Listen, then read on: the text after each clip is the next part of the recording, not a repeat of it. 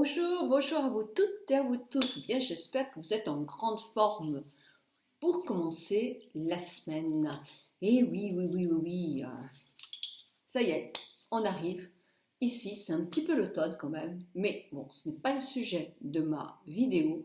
Le sujet de ma vidéo, c'est comment éviter les erreurs que l'on fait en maquillage, en anti-âge, pour pas se retrouver avec 10 ans de plus alors qu'on a envie effectivement de se sublimer. Donc, quelles sont, à mon avis, les erreurs? Et j'en ai noté quand même pas mal. Alors, il y en a qui sont aussi pour tout le monde, d'accord, mais il y en a qui sont quand même très spécifiques à l'anti-âge, donc qui seront plus graves en anti-âge. Donc, je vais de temps en temps vous mettre des photos, parce que évidemment, si à chaque fois que je vous donne une astuce à ne pas faire, je me la montrais sur moi, j'aurais mis très longtemps à faire cette vidéo. Donc j'ai pris des petites photos que je vais peut-être faire demain ou hier ou avant-hier. Donc quelquefois je vais peut-être pas avoir le vêtement, mais ça n'a aucune importance. C'est juste pour vous montrer ce qu'il faut éviter.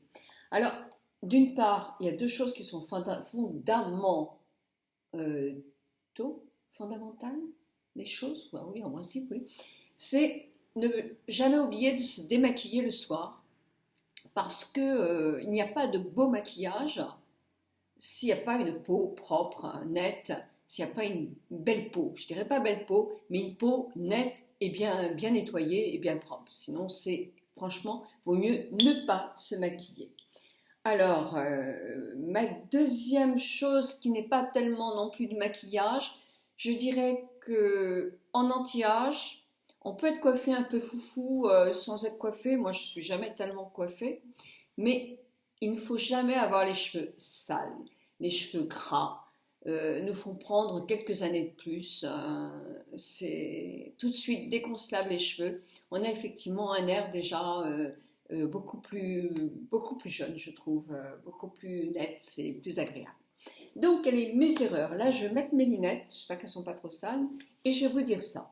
Alors, d'une part, le fond de teint. Alors, si vous mettez du fond de teint trop foncé, dans les styles orangés, pour paraître bronzé, c'est une erreur énorme. Parce que, d'une part, en plein été, ça passera mieux parce que vous aurez la peau bronzée, que la luminosité du soleil ne fera pas être aussi vilain votre ton trop orangé. Mais en période d'hiver, par exemple, ou même d'automne, ou même par temps gris, où la luminosité n'est pas bonne pour ces couleurs chaudes, eh bien, faites attention à ne pas mettre de fond de teint trop foncé, trop orangé, ou même trop rose. C'est pas toujours très joli. Les fonds de teint foncés, pour choisir un fond de teint, il vaut mieux prendre un ton en dessous de sa peau. Il doit unifier et non pas faire un masque à la Belphégor. C'est pas du tout joli, ni un fond de teint trop épais. Tout de suite, quand vous allez le poser, ça va être joli, et puis ensuite, après, ça va être marqué dans les rides. Ça ne sera pas joli du tout. Pas non plus si vous avez une peau mixte grasse, prendre un fond de teint qui sera trop gras, parce qu'il va briller tout de suite. Et ça fait ressortir quand ça brille. Ce n'est pas très joli. Donc pensez toujours à essayer, voir en échantillon, ou demander un ton en dessous de votre peau, le faire essayer sur votre menton et aller dehors voir le ton qu'il a. Ne prenez pas non plus un fond de teint trop rose si vous avez par exemple un petit peu de coupe rose, un petit peu de rougeur. Un ton terne, oui, mais le rose, c'est pas tout ce qu'il y a de plus joli quand même en fond de teint. Donc le fond de teint, c'est vraiment, il faut faire très attention. Bien l'étaler.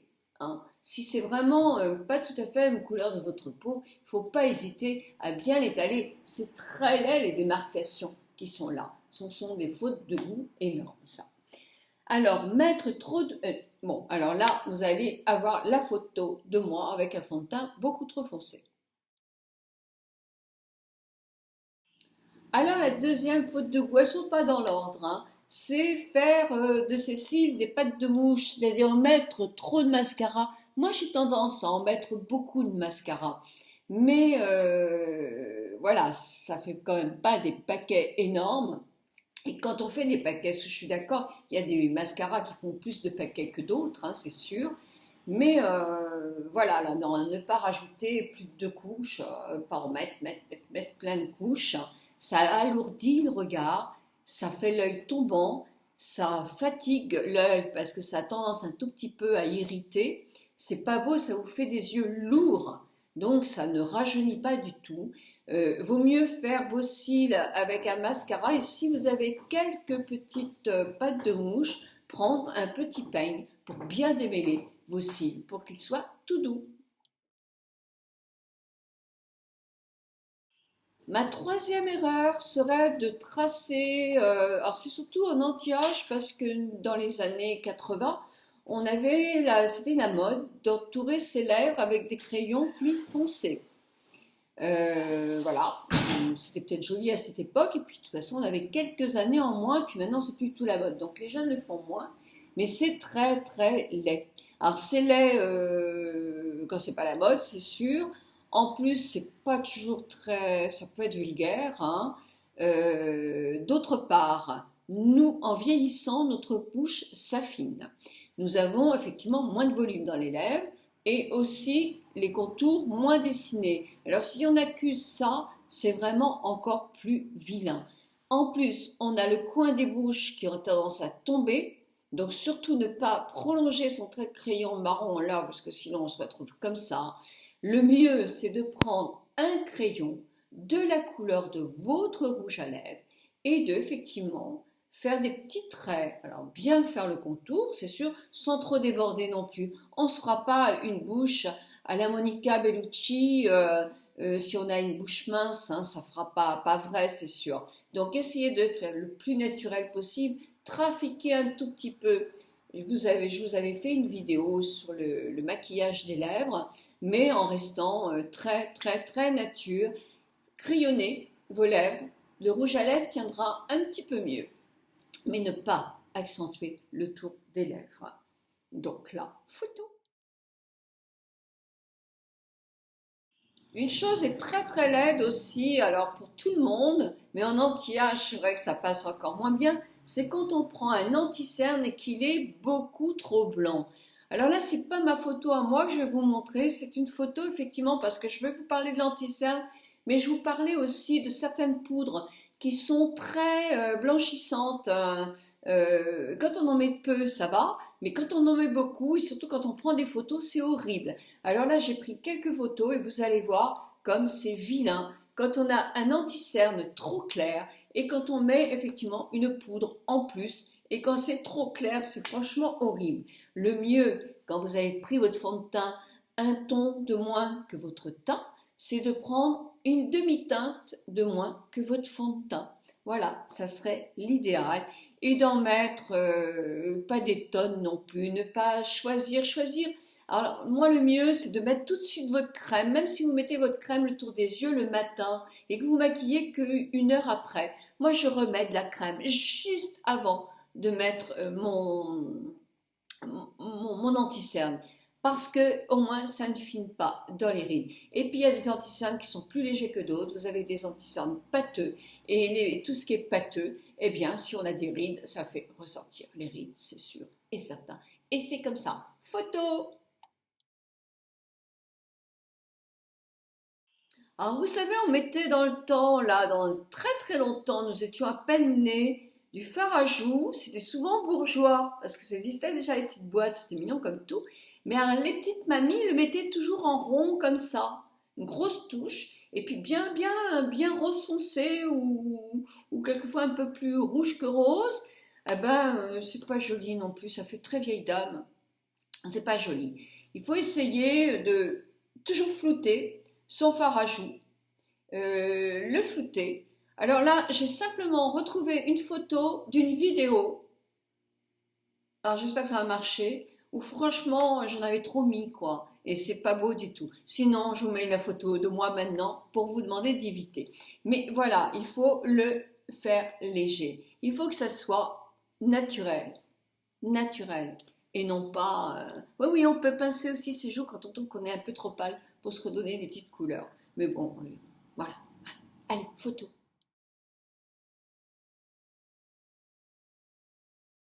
Pour en finir avec le blush, les blushs les mieux adaptés quand même, c'est ou dans les rosés, ou dans les abricotés.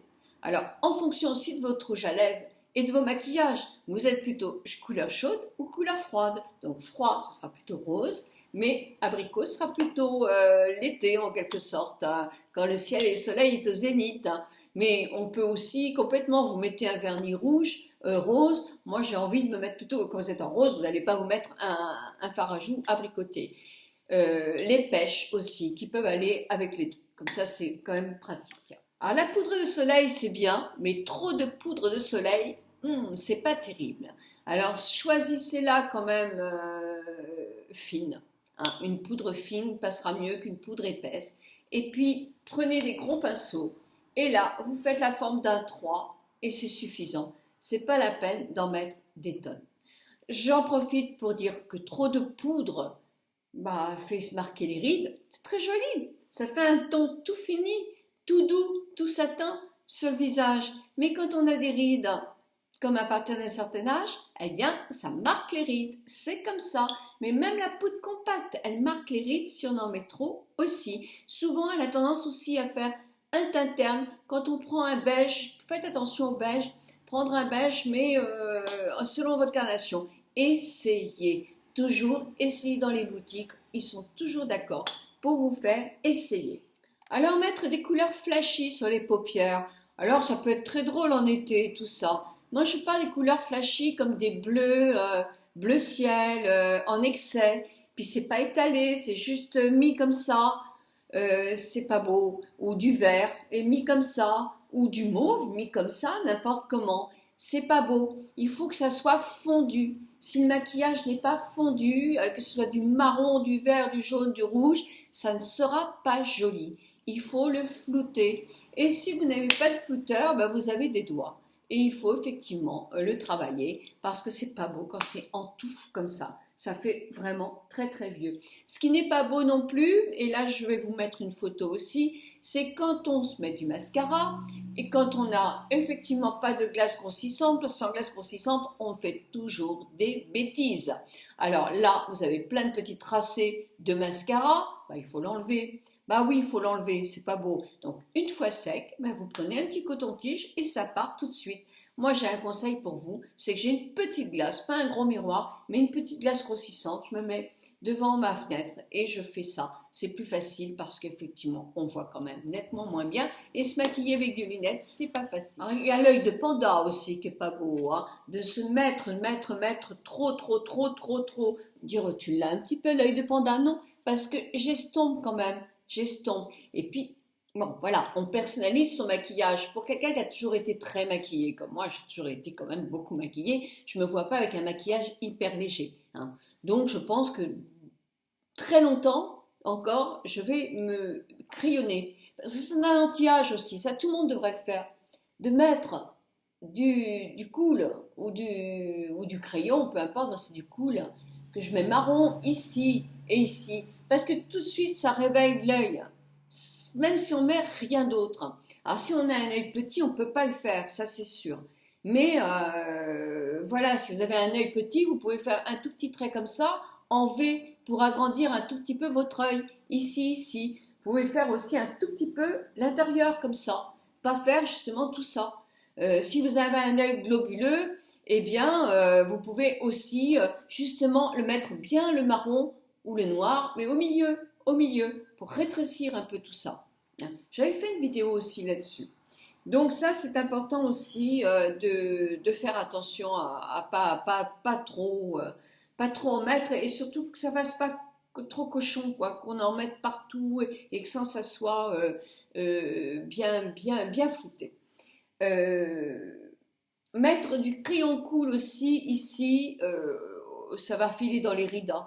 Donc ça va vite faire l'œil qui a beaucoup pleuré, on va vous donner un mouchoir. Hein. Donc évitez aussi, prenez plutôt pour le dessous ou un crayon sec. Le mieux c'est de prendre un crayon et ensuite après avec votre ombre à paupières avec laquelle vous travaillez, vous remettez un petit peu, mais même sur le dessus aussi. Faites attention aussi aux traits d'eyeliner, trop chargés, trop travaillés, trop en zigzag ou trop là quoi.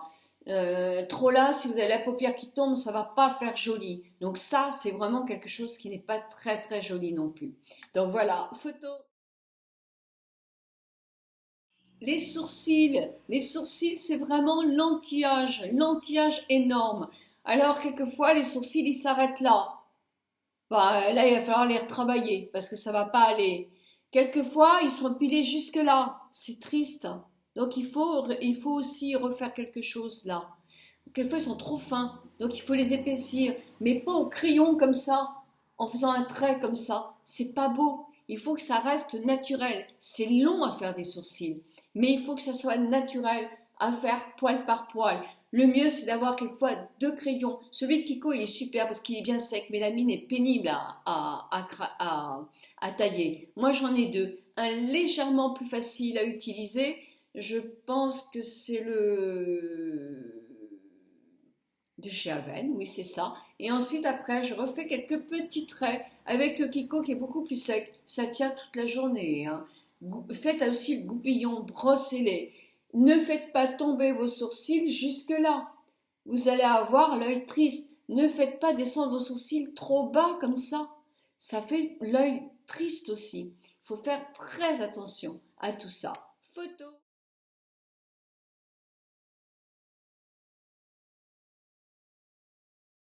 Au sujet de l'eyeliner aussi, l'eyeliner, si vous en mettez, il y a des crayons eyeliner qui sont bien, mais vous avez la paupière ridée, et bien sûr, elle est ridée et elle manque de tonicité, c'est sûr, hein, à nos âges. Enfin, à mon âge, à 40 ans, non.